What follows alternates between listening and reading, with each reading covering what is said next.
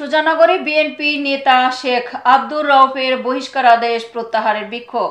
সুজানগর উপজেলা প্রতিনিধি এম.এ. আলিম রিপনের রিপোর্টে বিস্তারিত।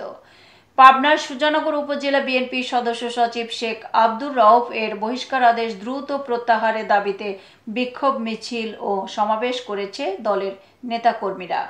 শনিবার উপজেলার তাঁতিবন্ধ ইউনিয়ন বিএনপি ও সহযোগী অঙ্গ সংগঠনের উদ্যোগে অসংখ্য নেতা কর্মীর অংশগ্রহণে বের হওয়া বিক্ষোভ মিছিলটি ইউনিয়ন বিএনপির কার্যালয় থেকে বের হয়।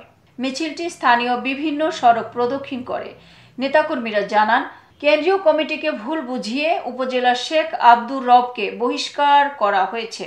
বহিষ্কার আদেশ প্রত্যাহার করা না হলে কঠোর কর্মসূচি নেওয়া হবে বলে ঘোষণা দেন।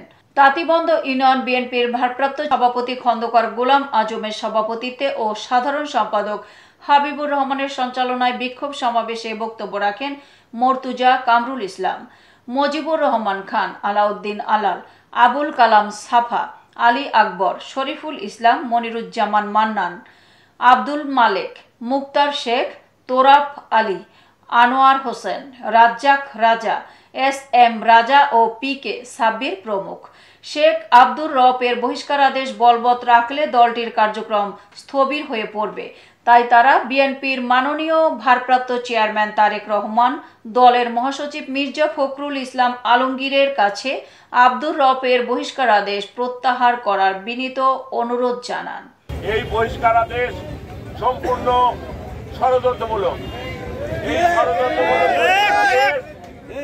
আমরা অনতিবিলম্বে তদন্ত সাপেক্ষে অনতিবিলম্বে বহিষ্কার আদেশ প্রত্যাহার চাই। এতক্ষণ সঙ্গে থাকার জন্য ধন্যবাদ।